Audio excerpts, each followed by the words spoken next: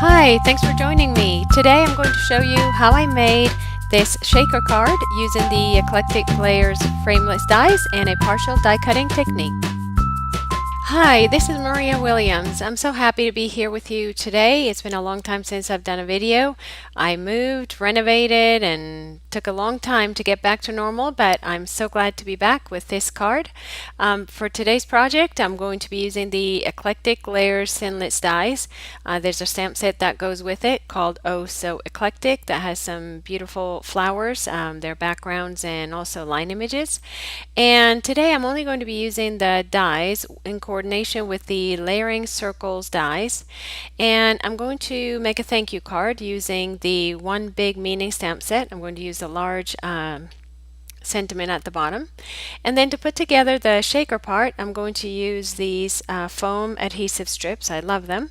And then for the filler I'm going to use these sprinkles embellishments.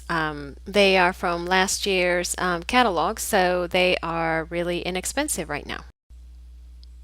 I'm going to start out by taking a piece of pool party cardstock and I'm going to cut it to a standard card size, which is 5.5 by 8.5 and scored at 4.25. And then I'm going to take a piece of thick Whisper White cardstock and I'm going to cut that to layer on top, and I'm going to cut it 3/8 of an inch smaller on either side. So the piece is going to end up being 5 1/8 by 3 7/8. For the shaker window, I'm going to use this small flower die as well as the intricate die that goes inside. And I'm going to use the largest circle in the Layering Circles set. If you don't have this set, you can use any other circle die that is approximately 2 7/8 in diameter. I'm going to take the stamp that I'm going to be using and place it on the bottom of the card where I want it to go, so that I can arrange the dies on the card front exactly where I want them. Then I'm going to take a pencil and trace the bottom of the circle so that I have a guide for placing the flower dies, and I'm going to get my Big Shot ready to cut everything out. The two dies that I'm using nest together perfectly, so what I have done is taken some washi tape and deactivated it a little bit by putting it on my hand a couple times and taking it off, and then placing it on the dies and on the paper. I want to make sure that when I run this through the Big Shot and then pull it off, that it doesn't tear my paper. I've set up my Big Shot with my magnetic platform and my precision base plate. I want to make sure that I get really nice cuts. And then I'm placing my top plate in such a way that I am not going to cut anything that is beyond the circle. So I'm placing it very carefully up into the edge of the circle, and then I'm running it through the Big Shot. Then I'm going to bring it back and remove the die, and then put the die in the next position where I want my flower to cut and run it through the Big Shot again, placing once again the plate in such a way that I am only cutting to the edge of the circle and nothing outside it. I actually should have placed my plate a little bit further down the stem of the flower. Because my plates have a beveled edge, the about almost 1/4 of an inch of that plate doesn't cut. So I really should have placed the plate, like I said, a little bit further down on the stem of the flower, but it just means that I'm going to have to do a little bit more cutting with my X-Acto knife. It's not going to hurt anything. So I'm just going to continue by placing my circle die right along the pencil line, and then once again I'm taking my top plate and placing it just at the bottom of the stems of my flowers because I want to make sure that I don't cut off the stems.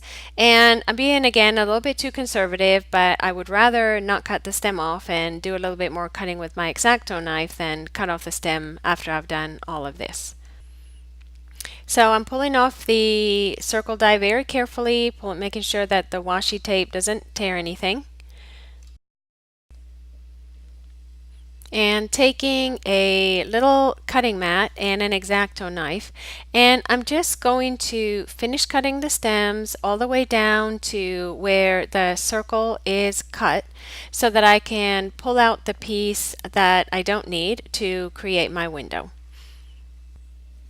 I did this part freehand, but really it would have been easier and it would have been a little bit cleaner looking if I had taken the die and put it back into position and then used it as a guide to cut with my X-Acto knife.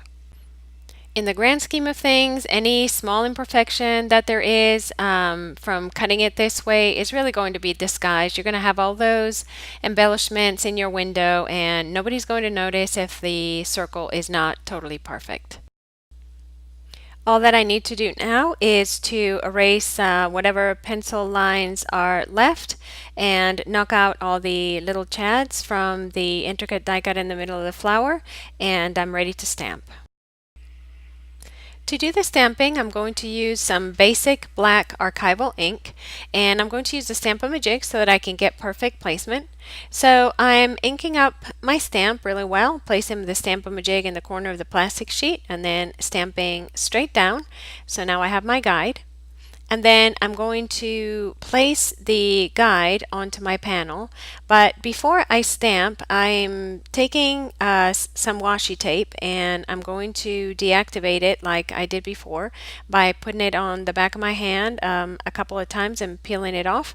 That way I know that it won't tear my paper. And I'm placing that piece of washi tape at the top of my panel just to keep it in place. So I'm lining up the sentiment, placing it exactly where I want it, placing the Stamp-O-Majig on the corner of that sheet again. And then I'm going to re-ink my stamp, make sure that it's nice and inked up, and then once again press straight down onto my paper. I know that Misties are really popular right now, but I find this the easiest tool to use when I'm just doing one card. I need now to prepare my piece of acetate for my shaker window. So I'm taking some window sheet and cutting a square that is 3 3/4 by 3 3/4. My panel is 4 inches wide, so I'm cutting it 1/4 of an inch smaller so that the edges don't stick out.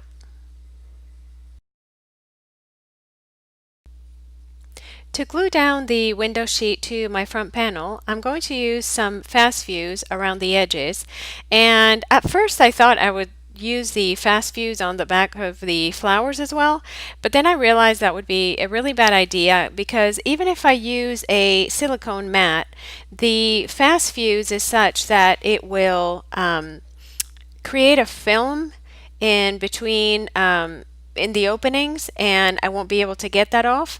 So instead I'm going to use some Tombow Monomulti.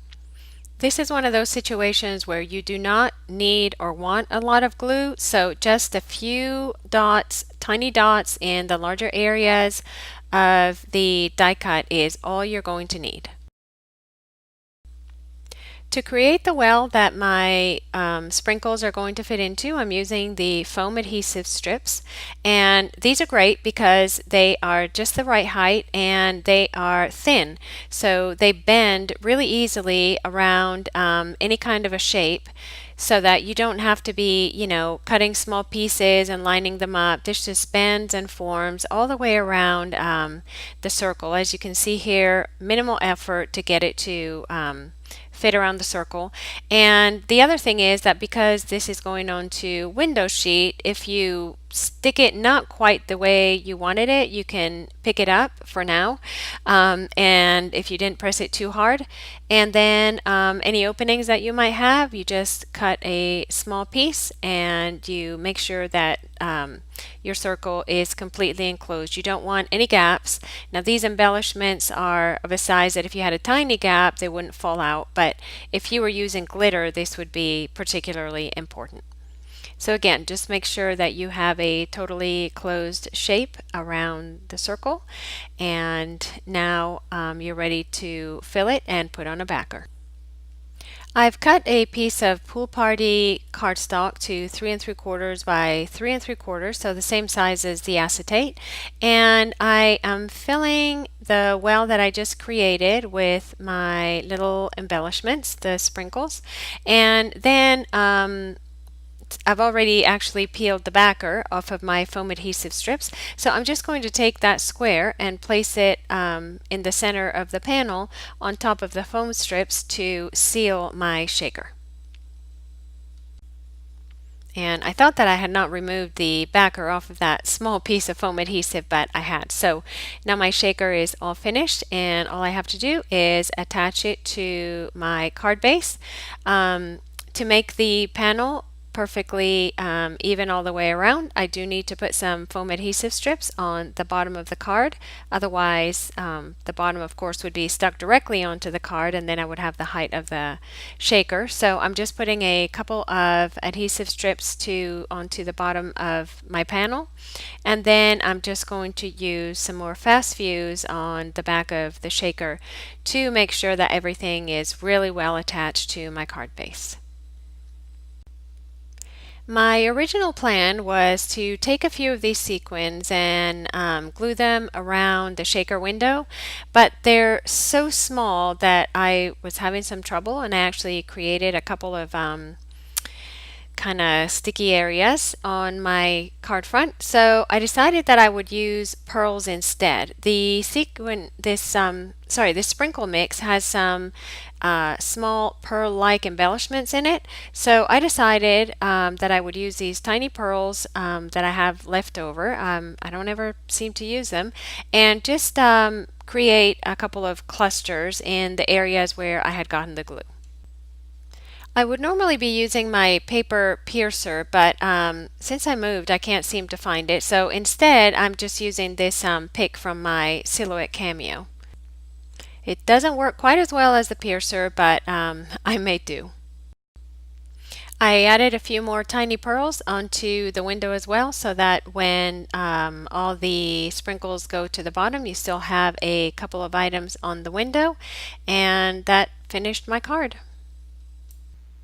I hope you enjoyed the video. If you did, please consider giving it a thumbs up, and if there's a particular Stampin' Up! Product or technique that you would like to see in a future video, please leave me a comment in the comments section. Thank you! If you would like to see more pictures or purchase any of the products used in this video, please visit my blog at mariascardsandmore.com. Thanks for watching!